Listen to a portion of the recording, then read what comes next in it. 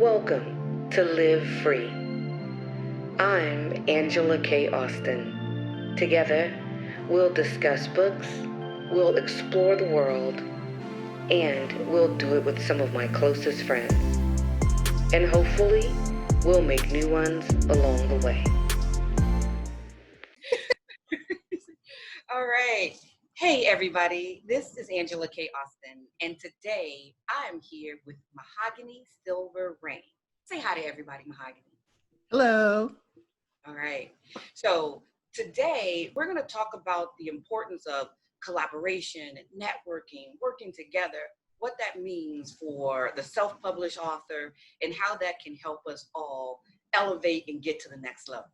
So, Mahogany, before we get too deep into your books and look at this woman's setup over here. I don't have mine look at this, where are my headphones? But before we get into all these other things, let's tell people just a little bit about who you are and why you write before we talk about all these other fabulous things that you're doing. Tell us a little bit about Mahogany. Well, I have kind of been writing most of my life. I found it very therapeutic when I was growing up. I used to write poetry, keep a journal, and I have just, it's always been very helpful for me. And I always liked being around other people, and I love children, so which explains why I had so many. I have six. My husband and I have six together, and we have now 4 grandchildren, 3 girls and 1 grandson. And most of our children are grown out the way. We've had 2 that still live here with us.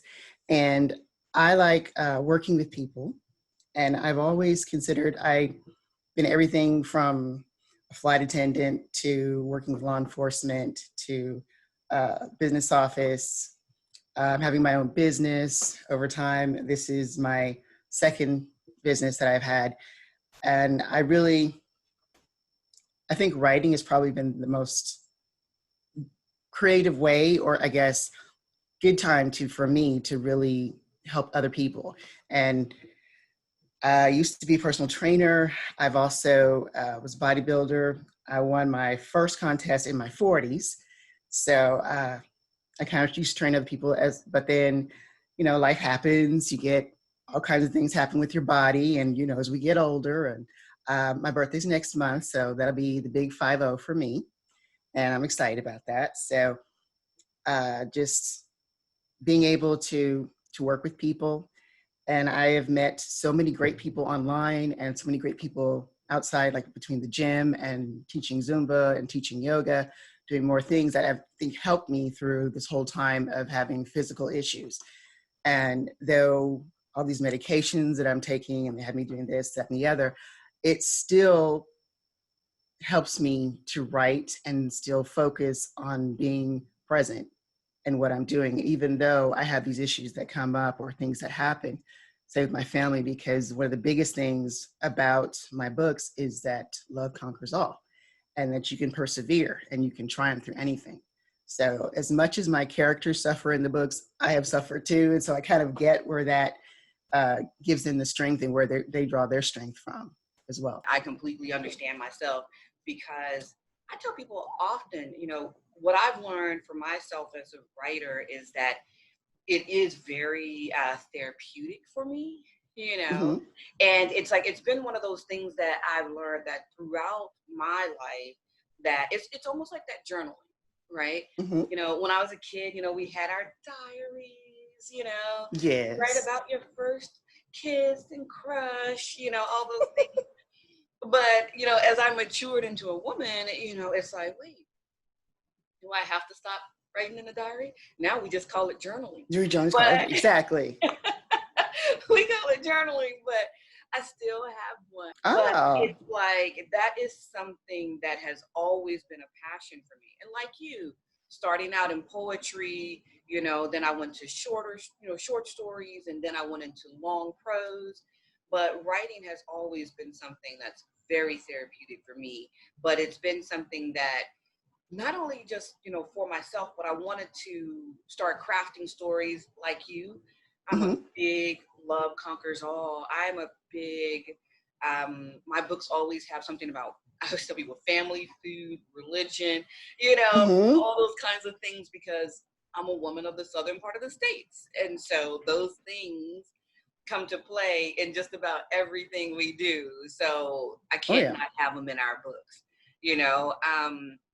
and that whole thing, just, I don't know. I love the energy of when I read books and you see family coming together, even if the families are crazy and Yes. everybody on the outside is like, what is happening with these people? But when it all boils down, those people come together, they love each other, and there's like nothing that anybody can do to tear them apart. I love that. Yes. So how did that lead you to your first book?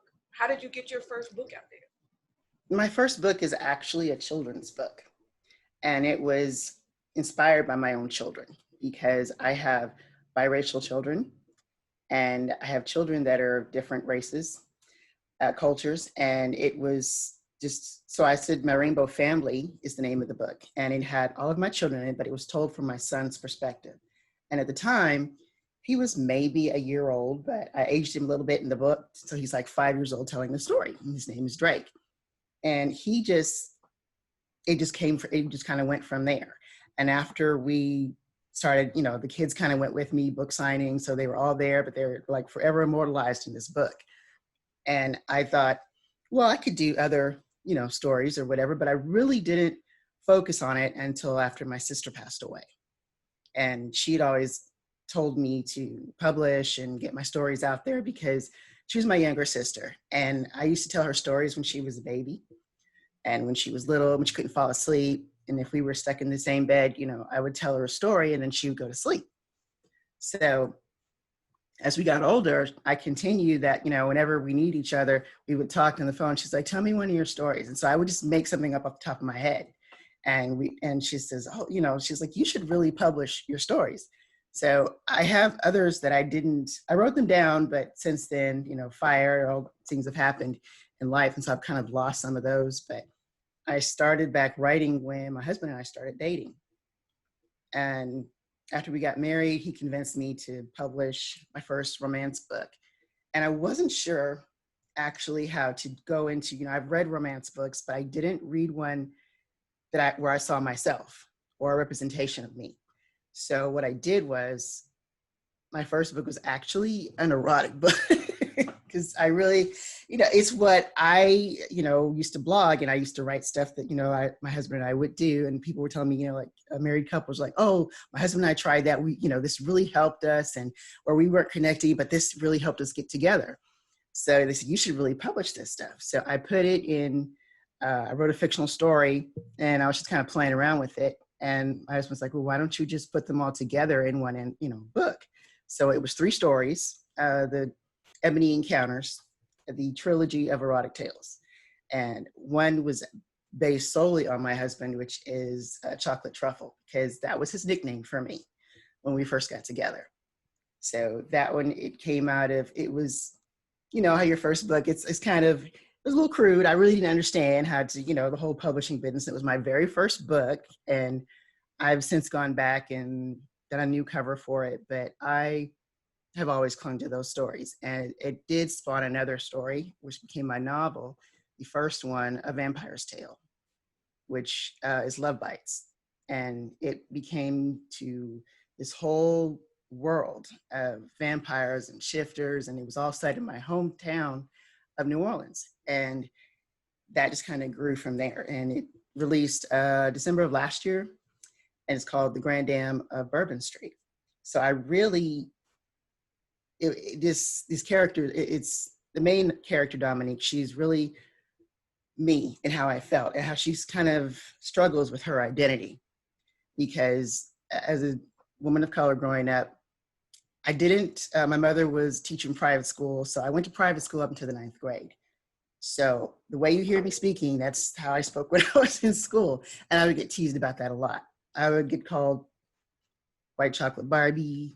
I wanted a pageant, so they started calling me Miss America when I walked down the halls because my mother had a photo thing done in the middle of the school, and it was a whole thing in the newspaper. And I was forever teased about that, and because I didn't use Ebonics or I didn't know what certain things were, and that people would not consider me Black enough, and I kind of struggled with that. So I put that also into my characters in my writing, the things that they kind of go through, because she is both. Even though I'm visually not, I don't look mixed, but those are the feelings I grew up with, because I could not connect with people who were my same color or darker, because they always assumed, well, you just think you're better or you're trying to be white. And that was never the case, just the way I grew up. Your mother is an English teacher, okay? How are you supposed to go around using Ebonics when your mother is constantly correcting your English? So Yeah, that and was you a know, big thing. it's really, you know, regardless of how you came about it, it's a part of you, and it's so sad that, you know, that so many people had to pretend, deny, Mm-hmm. ignore, you know, parts of who they are. And you know, I remember all those things being called like white girl, or Mm-hmm. you know, or it's like, oh, you're trying to be white. Or What is, proper. yeah, you know, being called proper a lot, you know, and it's Yes. just, you know, my undergraduate degree in college was communications. So there is that. Hey. So I don't know, you know, but it's so sad that, you know, just because you're different in some way, that Mm-hmm. people want to stereotype that and tell you that that means that you're a certain something. But now let's go back a little bit. You got that first book out there, you self-published it. And what was the title of the first one? Ebony Encounters, and a trilogy of erotic tales. Ebony Encounters. So when Mm-hmm. you went out there to get that first book out there, where'd you go for information? How did you know what I, to do? I stayed online. I was looking at everything. I Googled just about everything, every aspect of it. But at first, I was submitting and writing query letters, and I went to publisher after publisher. However, you know, my book was, you know, that the first thing they told me was, well, this is not romance. And this does not, because that very first story in the book, she has more than one partner. So they, Harlequin and Avon were like, nope, that's not romance. So I'm like, okay. She said, the story's good, but it's not romance. And I'm like, okay, well, what would you call it? She says, I don't think we even have a name for that, except for, you know, it's an erotic book, but I don't really know how many publishers, you know. So she tried to help me, and she gave me some other ones to look into. And they were smaller agencies, but that was fine with me because I just wanted to get the story out. And everybody said no. So, so it was kind of frustrating because I really didn't understand about genre, and where I just didn't know where my little stories fit in. I wasn't sure. So because the first story was paranormal, the second one had to do with BDSM, and the third one was contemporary between two chefs. So because my husband used to be a chef. So it wasn't like, you know, it wasn't the typical, you know, romance, feel good. It was a feel good romance, but it also, yeah, there was erotic to it. So there was, you know, some erotic in there, but I wouldn't consider the whole thing erotica because it did have a moral, it did have a story, it did tell, you know, the situation and bring it about. So I got frustrated, but then I found Amazon and I saw how easy it was. I think the first thing I looked at was Lulu. And then when I went through Lulu, Lulu posted on Amazon.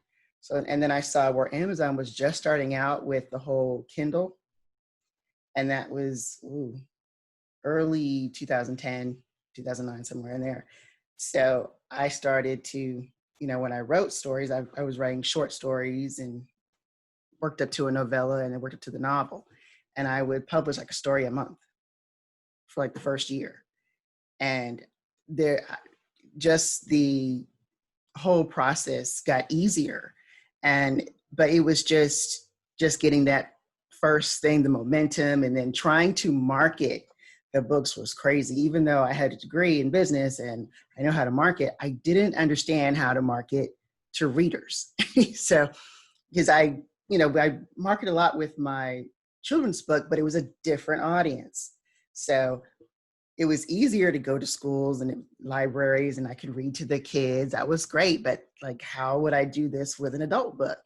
So it was finally, you know, I read a lot of different things, and kind of through trial and error, I finally got to where I was comfortable and talking about my books, and, you know, having, you know, book signings and things like that.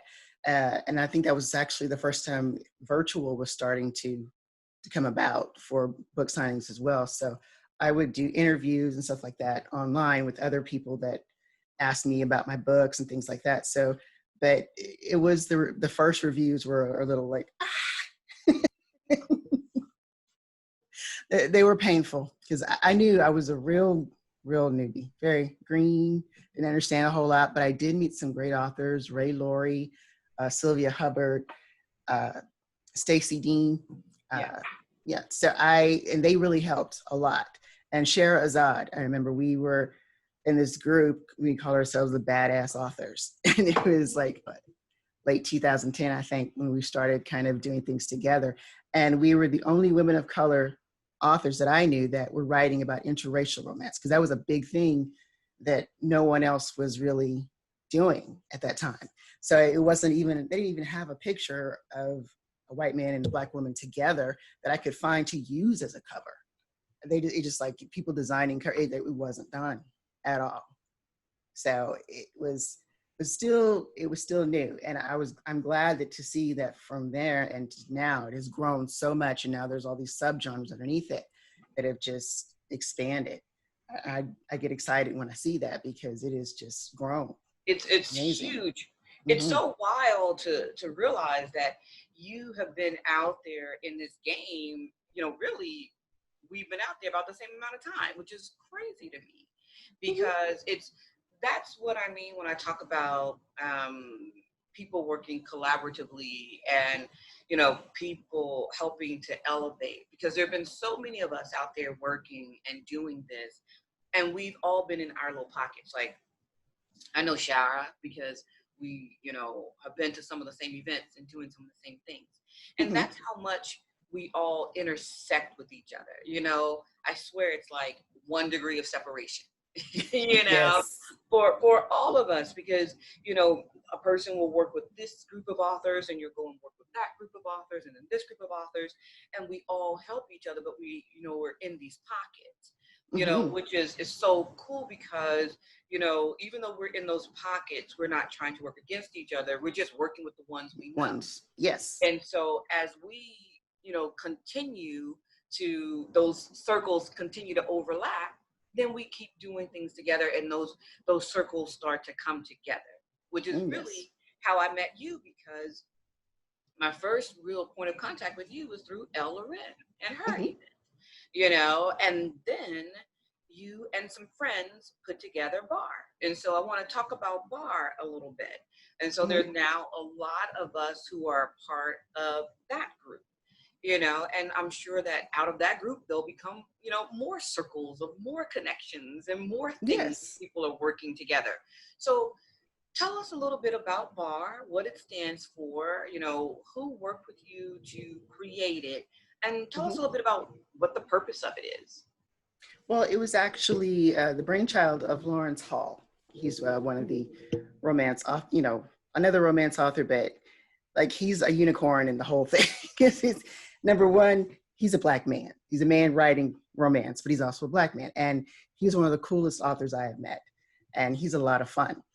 And so he wanted to do something for all of us, because I think he was also in Laurent's get together that we had online, the virtual group. And we started talking like, well, how can we, he said, I've seen other Black Authors Networks and other groups, but BAR is Black authors and readers, you know, who love romance. And it is because it's so big, just, and now there's so many things falls under romance. It's just, there's room for everything, just about. So, and it's a space where we can all come together and learn as authors, and then, you know, gather, you know, readers that they can come in, whether they're Black or not. If they love reading our books or reading any book by a Black author, they're free to join and to learn more about that author. And as we try to post when we can, because I know a lot of us get busy with our own projects, but it was just supposed to be as kind of a safe place for us to come and get together and share thoughts and ideas, share things that, to keep someone else from having to go through the same painful things we went through. Maybe save someone else the heartache of, struggling with this particular publisher or this ad person or a person designing covers or a person who maybe was not truthful about things, how things work. So we wanted it to be a haven where we would kind of interact with each other and help each other. So someone who were maybe at a level that I'm not at, can help the ones to bring them up to that level. And then someone who's where she's at, maybe someone above that can also bring and elevate to continue, and that's to elevate all of us. And the readers can just enjoy the fruits of our labor. So many of us have banged our heads against the doors. We've reached out to publishers who, have been like, oh, don't know how to market this, don't know what to do with it, don't, where's the audience for this book? Like you, when I first started submitting, I thought I was writing romance. But it was through the publishers that I submitted to that they were like, oh, no, you write women's fiction. I was like, oh, do I? Well, where do I? At least they named it. And where do I submit this book at then? Tell me who to go to. But, and it was that kind of a thing. And so when, because there's some organizations I work with here in Memphis, and when I put on programs about self-publishing, one of the things that I'm always talking to people about is that everything before you start thinking about that marketing and all these other things, it starts with understanding your genre. What are you writing? What is the story that you're putting there? Because that determines who you're going to submit it to. That determines how you will promote it. That determines your social media. That determines, it could even determine your editor. It could determine, it's definitely going to determine your cover art and and everything else. So, and it's something that so many people don't know. I thought I was doing something. You thought you were doing something, and we exactly. You know what I mean?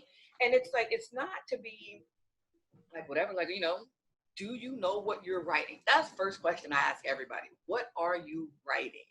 Because it really does make a big difference, depending on where you want to go with it, and it definitely makes a big difference when you're talking about advertising and where are you spending your money. Don't waste your dollars advertising to somebody when it's not the genre that they care exactly about, So, so when you guys, and I'm going to be speaking with Lawrence as well, but when you guys got together and you put bar, you're like, we're going to help and we're going to elevate and we're going to try to push other authors to the next level, did y'all have any hesitation? Did you have a hard time getting people to join? Were people like, what is this bar thing? Exactly.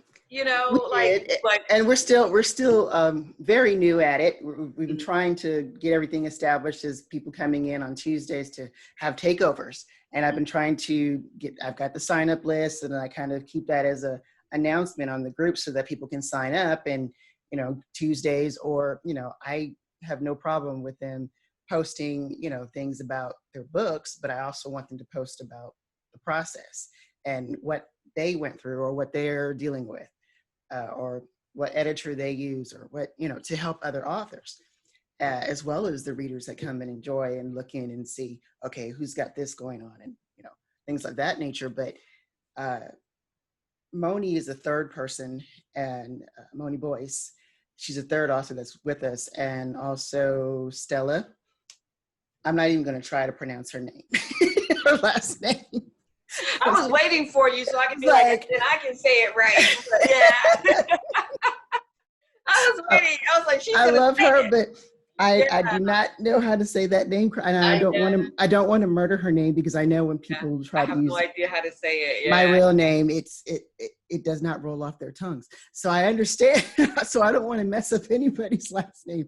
But Stella is awesome, and she is an awesome lady that just gets in there. She knows how to work things. She knows how to promote. She just really, and she understands her genre. She's well in it. I mean, she's written so many books, it's not even funny. And so it was like the four of us that were trying to get things together. And, but it was Lawrence who set the pace and said, okay, this is what we would like to see happen in this group. And so we're still in the early phases, just established in July. So we're still trying to get people to come in and, join us and see what's going on. And I post on Tuesdays and Thursdays, and Moni has Sundays. I believe Lawrence has Wednesday and Friday. No one really volunteered anything. So it's kind of like, I'll pop in and post something, or if I find out something and then just kind of add it. Or Moni pops in, she'll post something. And sometimes Stella actually will pop in, she'll post something. But anyone is, they're free to, post anything you feel that would help anybody, suggestions. I mostly do a lot of funny things because I like to laugh, and I like to, because I know as authors, we understand things that happen, and I might joke about writer's block, or, somebody's crazy cover or some crazy idea that they had that just is not coming across the way it should come across. But, just like things that we all deal with, and we know that. And there are times when you have this great inspiration, but it's like 12 o'clock at night or 3 o'clock in the morning. And, they say the best time to write is in the morning, but for me, that's not it. I'm not a morning person. I'm not either. I'm one of those middle of the night. It's 2 o'clock, and I'm shutting off my computer people. But I will say this too, because, whenever I pop into the group, and I am bad with some of my groups, but whenever I do pop into a bar, I see people thanking people. They'll be like, thank you for helping, me share this. I hit, Amazon, top 10, or I did whatever. And it's like, and I think that's so fabulous, because when I started with this, like you, like 12, 13 years ago now, it was really a grind, because when I started, there were a lot of small press publishers and digital publishers. And so when I first started, I tried to get with major publishers. And then, of course, when I saw that wasn't working for me, I went to small press. People were all kind of like in their corners, So you're with this publisher or that publisher, and everybody was in their corners. And so you had other authors who were part of that house, and that's who you worked with. That's who you networked with. So it was like, outside of that, you didn't really do that. But like now, if you really think about it, all of those small presses are fading away. There's not a whole lot of them anymore.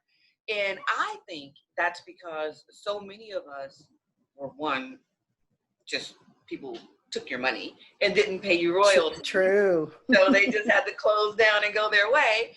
But also it was because I think that people learned,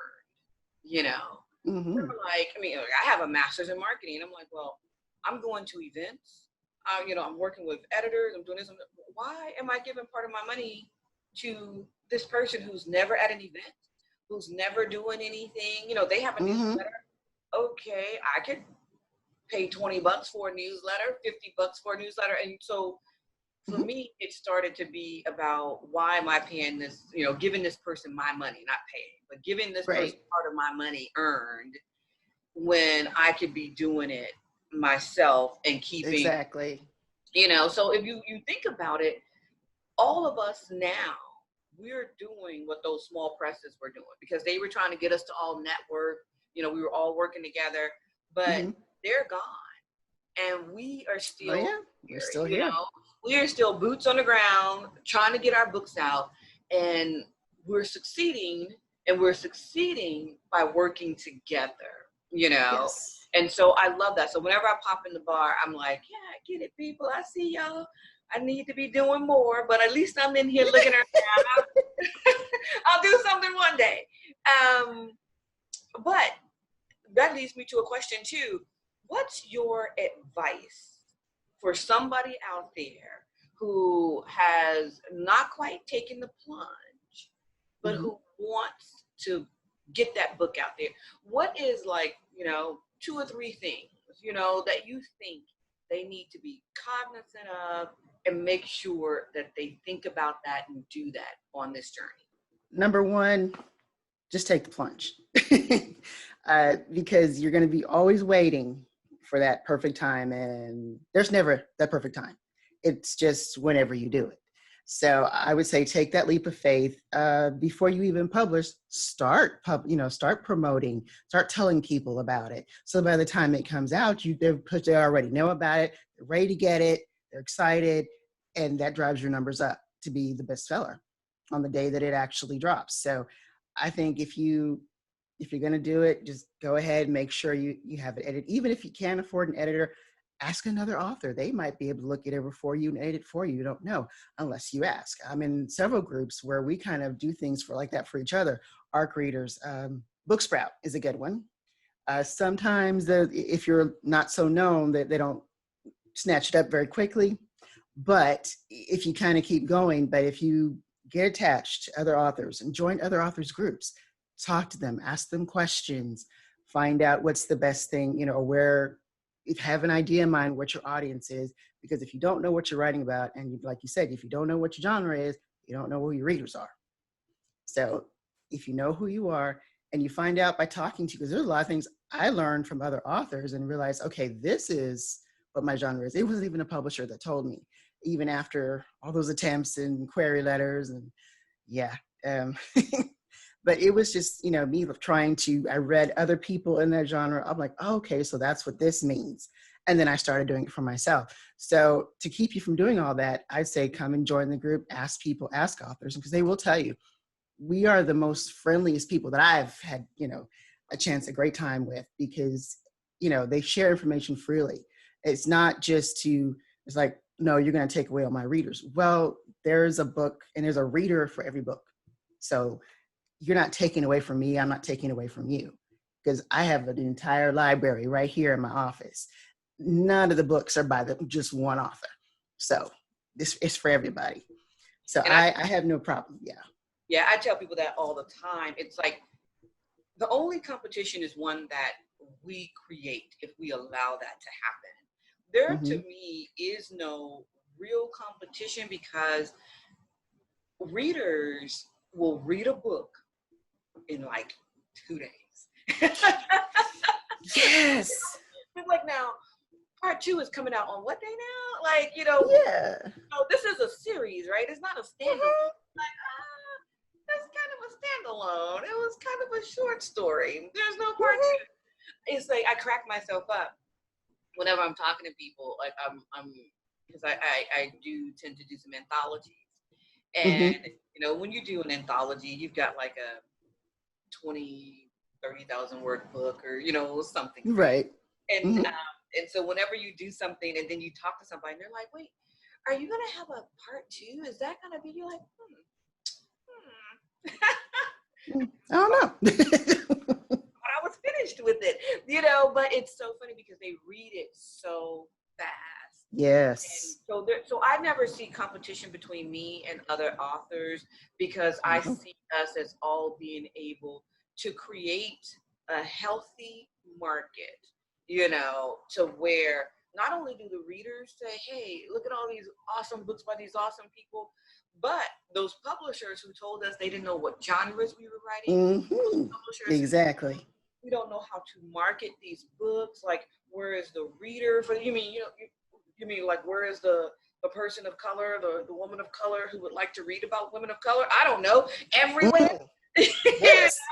Are they just everywhere? Not everywhere? But for those people who told us those things, every time I meet another author who is in the indie game, who has not given up, who's trying, who's pushing, who's grinding, who is helping another author elevate, every time I meet one of those people, I'm like, there's no competition. It's all about elevating, promoting, and just growing a strong, healthy market, and showing people that we can get out here and we can smash this game. So whatever, competition, boo, elevate, yay. And every time one of us hits, the number one spot, I'll be the first one jumping down, because that means another one that, that means I can do it too. Other women of color can do it too. So if she did it and she did it, well, we're next. And that's how I look at it. That's like, how can It's like all the time. Whenever I see somebody who is gaining, who's winning, I'm like, let me take a look at that footprint that they're leaving behind and see how and how can I walk it. I interviewed Miss Bev for this channel. And, we all have our own way of saying it, but I did love the way that she said that one of her purposes in what she does is widening the path so that more people can walk shoulder to shoulder with her. Yes. So it's I like like that. that person, but widening it. Come on, sisters, why do we have to be like this? Exactly. Let's make it pop for everybody. So I am all about the elevate, not about the discouragement. All right. Yes. So Mahogany, Mhm. tell us what is next for, I love your name. What is next for Mahogany SilverRain? Well, I'm continuing writing new things, and I'm just about to drop another book next month. It's part of the Once Upon a Villain series, and I'm really excited about that because it's my first time even attempting to write a fairy tale. It's an adult fairy tale, and they're all about villains, but what happens if they get a chance to change their destiny? Would they continue to be evil? My villain is very evil, but there's a reason he is. And I am doing Jafar from Aladdin. So my character's name is Jabbar. And I love the Middle Eastern. I love the kind of, Africa, just the desert. I love things like that. So my daughter loved Aladdin when it came out. So I thought, well, let's do him. I haven't seen anyone do, he's not a popular villain like Ursula, the Sea Witch, and, Ariel, or even the Beast, Beauty and the Beast. He wasn't really a villain, but you know what I mean. So things like that, I just wanted to kind of bring his story out because you never really find out his background or why is he just evil or what's going on there. So I wrote a whole backstory for him. And I really like what I came up with. And so I'm really excited about it. And I love doing videos and doing promotion videos for book trailers for different books. And I got into more media things related, the podcasting, talk show. I kind of got used to the camera. I used my hands because I ESL teacher teaching, and that's my map for my classroom because I teach English to Chinese students. So the whole TPR, total physical response, that's what the hands are about. So sorry if I move my hands like that's why. I do that all the time. So I'm excited. I kind of want to branch out with the whole podcasting because I want to give platform to authors who are not known yet, or maybe authors who are known, but especially kind of put them on even footing with authors just coming in so that people can understand and know there are more authors out there, know there's more books out there to read and listen to, and then trying to get the people who listen to podcasts to also get into, hey, that sounds like a good book to read. So I do, with the whole live reviews and stuff like that to help other authors. And, because I don't know why I feel more comfortable promoting for other people than I do myself. But to me, it's the joy of having the fun. And so the whole group, there's like 11 of us. This is the second season for Once Upon a Villain. And I'm book number 3. So I did the promotion videos for it. And because I enjoy doing that and adding the sounds and the music and just telling a story in that and promotion. So I excited to see where else that goes. I'm working on the second book to my novel that is going to be The Blood Bond. And then I'm also working on a third book for my Kenya Clark GBI series. And like I said, I really would like to grow the whole podcast thing and also my books and adding more and more to my resume, but also helping a lot of other authors and being right there with them to kind of, sometimes you need to hold your hand, literally, because they're just like, I don't know how to do this. And I know how I was, and I know what I struggled with. So I'm like, here, well, let's avoid some of these things and let's do it this way. And I was trying to work on maybe even starting publishing other people. So I started my own publishing company, Mahogany's Place LLC, to kind of help with that as well. And so right now we're like just 2 employees right now. I was gonna say me, myself, and I, but. Well, but that's I understand exactly what's happening, with you with that, because, I'm the same way. It's like literally when you get into a place and you're creating, you're like, I love this, and I love this, and I love this, and it's about scaling, right? So for me, it's been all about like scaling it, like I'm doing the writing, doing the self-publishing, and like, oh wait, I could also do this, So let me Yes. do the YouTube and the podcast, and let me, So it's like you're like, wait, slow your roll, Angela, and scale this, right? Make it a scalable thing. So there's some, and that's really, so I feel exactly what you're talking about because, the when I first started in this game, it really was very piecemeal. You know, Hmm.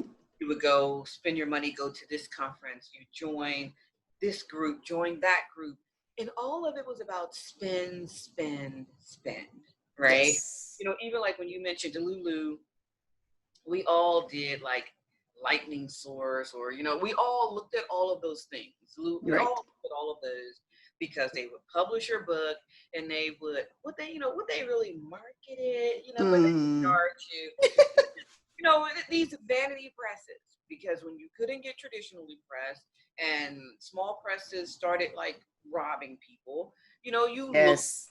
vanity presses and you're like, this is what, how do I get my books out there? So it was so piecemeal to where I was like, yeah, I'm just going to teach myself. I'm going to figure this out. And then as I go, let's see who I can learn from, and let's see what we can do and how we can teach other people. And it just Hmm. became that thing, right?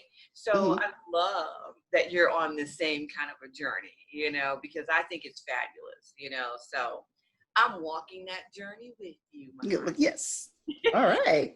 You mentioned the podcast. So tell us, how do readers connect with you, find your podcast, connect with Bar? How do Hmm. people stay aware of what's happening and connect with you in all your many outlets? I do have a lot of outlets. It's a lot of social media. My website mainly is mahoganysilverrain.net, and that's where you can subscribe to my newsletter, see what's going on. I have, updating and letting you know different things, what's next, what's coming, what's here, what's happening.